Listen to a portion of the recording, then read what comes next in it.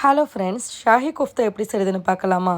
ரொம்ப சாஃப்டாக இருக்கும், உடையவும் கூடாது. எப்படி செய்கிறதுன்னு காட்டுறேன் வாங்க. பெரிய வெங்காயமாக பார்த்து ஒன்று போட்டிருக்கேங்க. பூண்டு ஒரு 10 பூண்டு, கொத்தமல்லி தண்டோடு, பச்சை மிளகா 4 சேர்த்து சாப் பண்ணிக்கோங்க. 100 கிராம் கைமா எடுத்திருக்கேன், அதுவும் போட்டு சாப் பண்ணிக்கலாம்.